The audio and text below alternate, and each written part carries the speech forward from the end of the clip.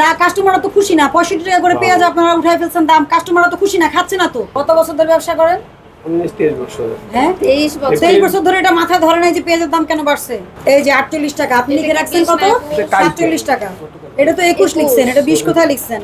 এটা কোন অ্যাঙ্গেলে 20? তাহলে লাভ দিয়ে কেন উপর উঠেন, পরে আবার কেন নামাইতে হয়? আমি বুঝি যে কালকে রাত 12টার পরে 21 তারিখ শুরু হয়েছে, আপনার জন্য যে দুপুর 12টার পরে 21 তারিখ এটা আমার জানা নাই। এটা বাংলাদেশের বা পৃথিবীর কোনো আইনে এটা চলে না যে রাত্রে 12টা একে বাজবে 21 তারিখ নাকি আপনার দুপুর 12টার পরে 21 তারিখ হবে। আজকে কথাবার্তা বলেন। আপনারা যদি বলতে পারতেন যে অমুক আড়ত থেকে অমুক বাজার থেকে পাংশা থেকে আজকে বেশি রেট চাচ্ছে, একটু কি আপনারা দেখবেন কিনা?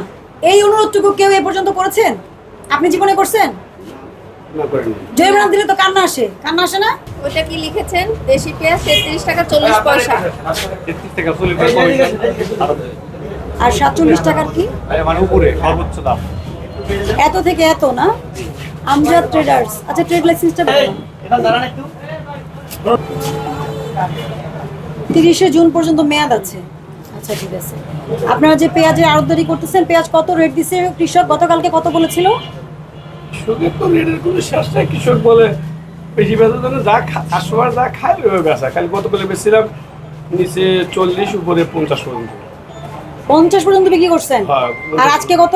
আজকে 47 পর্যন্ত উপরে বেচছি।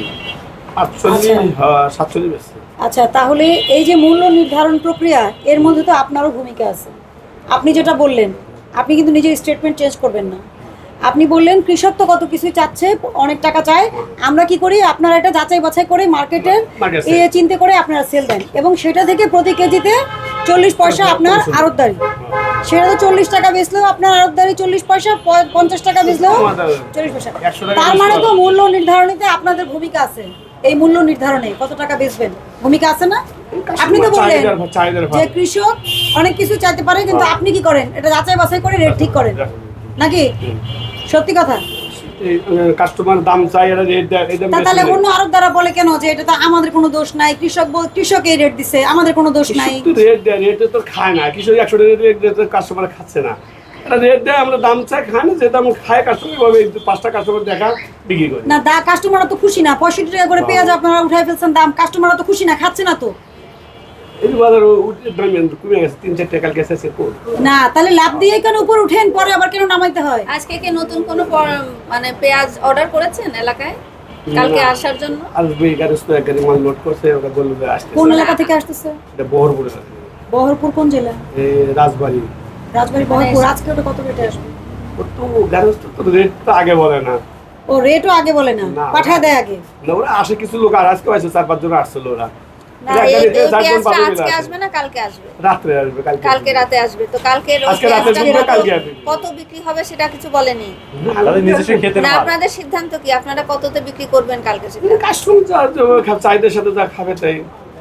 হঠাৎ চাহিদা বেড়ে গেলে দামটা কি লাভ দিয়ে উঠাই দিবেন 20 টাকা বেশি নাকি? হ্যাঁ না, আমরা ম্যাডাম আমরা কেমনে উঠাবো? আপনি আমাকে বলেন 1 সপ্তাহ আগে রেট কত ছিল? 1 সপ্তাহ আগে ছিল 38-40। আচ্ছা 38-40। কৃষক যখন হুট করে এটা বেশি দাম চাচ্ছে আপনার কাছে, অথবা আড়তদার ওইখানকার যারা আর কি বিক্রি করে, কৃষকেরটা তো একজন কিনে নেয়, তাই না? সব জায়গায় তো কৃষক সরাসরি সেল করতে আসে না। না সব জায়গায় সামনে কিছু কিছু আসে। আচ্ছা কিছু কিছু আসে, কিন্তু বেশিরভাগই কি হয় ব্যাপারী ওই যে মাঝখানে মিডলম্যান বলে। হ্যাঁ দালাল বলে, মিডলম্যান বলে। ব্যাপারী আপনি যদি ইজ্জত দিয়ে বলতে চান তাহলে ব্যাপারী। ঠিক আছে মিডলম্যান। তো উনি যে দেয়, তো উনারা যখন 38 টাকা থেকে 45 টাকা চায় হুট করে, তখন আপনারা কারণ জানতে চান না? দেশ জুড়ে তোলপা ওয়ালটন ফ্রিজ কিনে আপনিও হয়ে যেতে পারেন মিলেনিয়ার। কারণ ওটা যে এই মালটা 50 টাকা বেচতে হয়। ওরা কালকে গতকালকে হাটে ছিল, বাজার বেশি ছিল, এখন 50 টাকা খাচ্ছে না। আজকে বেশি 45 বেশি 46 বেশি। আচ্ছা আপনি যে বলছেন কাস্টমাররা চায়, কাস্টমার তো আগের দামেই পেঁয়াজ চায়, কাস্টমার তো দামে বেশি দামে পেঁয়াজ কিনতে চায় না। তো আপনারা তো সেইখানে দামটা বেড়ে গেল কেন তাহলে? আমরা এইভাবে কি কেমনি বলবো, কেমনি বাইরে গেল? আপনি যদি পেঁয়াজের বিজনেস করেন আপনাকে যেটা বলতে পারতে হবে, জানতে হবে কেন এই দামটা বাড়লো। কারণ আমরা বলতে পারবো কেন বাড়লো। এত বড় আমাদের মাথায় ধরবে? আমরা এনে কমিশন ব্যবসা করি। আপনি কমিশন আপনাদের মাথায় তো আরো ভালো ধরবে। আপনারা তো কত বছর ধরে এটা নিয়ে কাজ করছেন। কথা ঠিক আছে, কিন্তু এত বড় তো মাথা আমাদের করতে হবে যে কেমন বাইরে গেল। কত বছর ধরে ব্যবসা করেন? 23 বছর। হ্যাঁ 23 বছর। 23 বছর ধরে এটা মাথায় ধরে নাই যে পেঁয়াজের দাম কেন বাড়ছে। তাহলে চাহিদার business সাথে করা যাবে না। চাহিদার সাথে চাহিদার সাথে চাহিদার সাথে। এই তো আপনি ইকোনমিক্সে পেরে গেছেন, ডিমান্ড কার আপনি তাহলে বুঝেই গেছেন, ইকোনমিক্সে তাহলে বুঝেই গেছেন, তো সবই তো বুঝেন।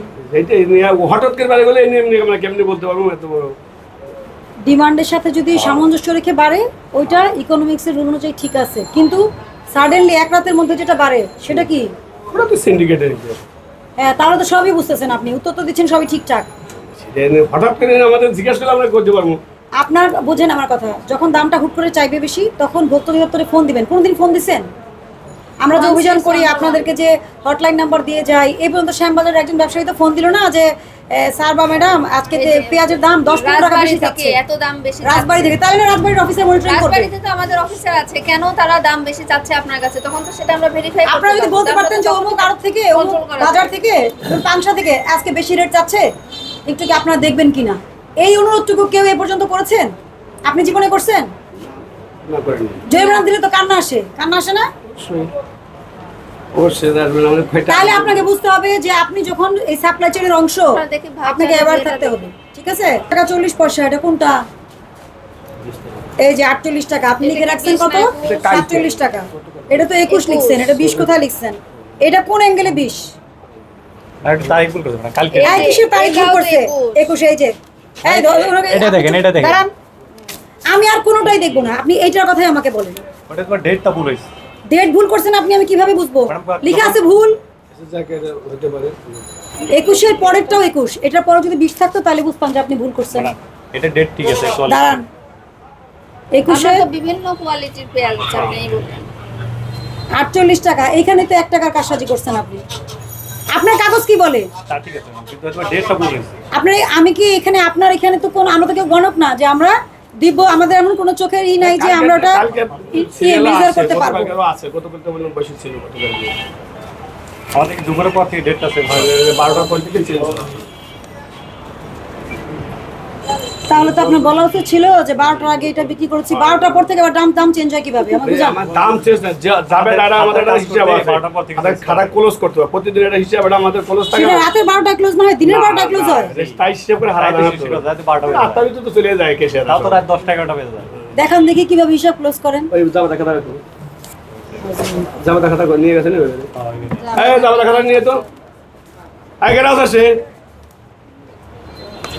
আমার প্রতিদিন এটা হিসাব একটা ক্লোজ করতে হয় তো মানে হিসাব হিসাব তো দুপুরে ক্লোজ হয়, এটা তো জীবনও শুনিনি। 12টা একদম 12টা বাজে একদম 3টা বাজে কাজের চাপের কারণে কাজ আছে কাজ নাই তো আগে ক্লোজ করে দেয় কাজ মানে বেশি কাজের চাপ, পেঁয়াজের দাম বেশি তাই কাজের চাপও বেশি নাকি? কাজ নাই বেসেন খুব বেচা কিনি মাত্রই তো বললেন কাজের চাপ। কাজের চাপের কারণে বেশি রেট হয় যদি ধরে নেন আপনি তাহলে বলেন বেচাকেনা কমে গেলে আপনার কাজের চাপটা তৈরি হলো কিভাবে? বেচাকেনা যদি কমে যায় তো আপনার কাজের চাপ এই জন্য থাকবে থেকে আগে ভাগে চেস করে দেয় আগে আপনার কথা এই সিরাজ, আপনার ব্যবস্থা নেই।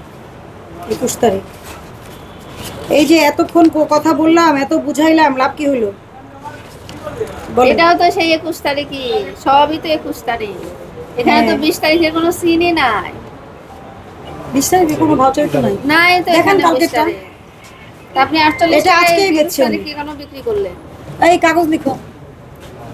ছবি তুলে শুনেন, আপনারা যদি মনে করেন যে অফিসারের কাছে মেকানিজম এটা নাই, ঠিক আছে। হ্যাঁ 50 টাকা বিক্রি করছেন, কালকে বিক্রি করছি হ্যাঁ এটা তো মুখে বলেছেন একটু আগে, কিন্তু আজকে এটা যে নিয়ে রেট টানিয়েছেন তার সাথে তো 21 তারিখের আমি মিল পেলাম না। আমি বুঝি যে কালকে রাত 12টার পরে 21 তারিখ শুরু হয়েছে, আপনার জন্য যে দুপুর 12টার পরে 21 তারিখ এটা আমার জানা নাই। এটা বাংলাদেশের বা পৃথিবীর কোনো আইনে এটা চলে না যে রাত্রে 12টা একে বাজবে 21 তারিখ নাকি আপনার দুপুর 12টার পরে 21 তারিখ হবে। আজকে কথাবার্তা বলেন, ইয়ে লিখো, ব্যবস্থা নাও। এই যে এখানেও তো আবার 21 তারিখও আছে। এইটাতে এই সিরিয়ালেও তো এটা আপনার লাস্ট শেষ হওয়ার পরে এটা শুরু করা হয়েছে এটা নিচে পড়ে থাকে তখন আরেকজন কাজ মানে করে আপনি 20 তারিখে বসে বসে 21 তারিখের ভাউচার লিখেছেন, সেটা বলতে অগ্রিম চাচ্ছেন? হয়তো বা লিখছি কেন জানেন? না শুনেন, 12টার পরে যে একই কথা হইছে কেন জানেন? আপনার তারিখের সমস্যা, আপনি তো মূল্য তালিকার তো কোনো তারিখ লিখেন নাই। লিখছেন তারিখ হ্যাঁ লিখেছে, ওই যে 21 তারিখ। কোথায়? 2025 আমি মেসার্স আমজাদ ট্রেডার্স, মেসার্সের নিচে 21, আমজাদের নিচে 4 আর ট্রেডার্সের নিচে 2025। যাই হোক, আমরা আপনার দেখলাম 21 তারিখে দয়কার তা লিখে তারিখটা দেন। Yes. তারিখের এত গন্ডগোল থাকলে কিভাবে ব্যবসা করবেন? টাকা তো ঠিক মতো গুনতে পারেন, গন্ডগোল নাই। আছে? টাকা কোনোদিন কম নিছেন? কম হয় না তো ভাই। ভুলে গুনছেন কোনোদিন কম? আপনার অভিজ্ঞতায় পেয়েছেন আপনি? ব্যবস্থা নাও। আপনার অভিজ্ঞতায় গুনেছেন? 40 ধারা দিয়েছেন? মূল্য তালিকার সাথে ছবি তুলে নেন সে আজ এই যে এটা ছবি তুলেন।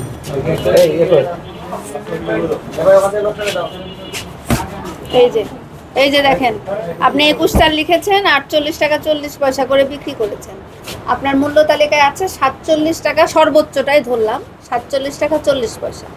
বেশি দামে বিক্রি করেছেন আপনি। এটা ওই ডেটে পড়ছে দেন সময়। তাছাড়া আপনি ওই ডেটে পড়েছে, আগে পিছে সবই 21 তারিখ আপনার, আগে পিছে সবখানে আপনার 21 তারিখ আছে। দেখেন শুরুই হয়েছে 21 তারিখ থেকে, এডি ফার্স্ট। বিকেল সময় চেষ্টা হয়েছে ওই সময় এই তারিখটা বেরিয়ে গেছে। কিন্তু আপনার কাল জন্য বিকেল- দুপুর 12টার পরে দিন চেঞ্জ হইছে। যেটা আমি বললাম যে গতকালকে বাধা বেশি ছিল। পৃথিবীর সিস্টেমই বদলাই ফেলছেন আপনি। এখন দেখেন আপনার একটার দামে আমরা বেশি পেলাম, অন্যগুলো ঠিকই পেয়েছি। আপনাকে সতর্কতামূলকভাবে 2000 টাকা মাত্র জরিমানা আরোপ করা হচ্ছে। এটা আপনি পরিশোধ করবেন। যদি আরো অনেকগুলো পেতাম তাহলে জরিমানার পরিমাণ আরো বাড়িয়ে দিতাম। ঠিক আছে?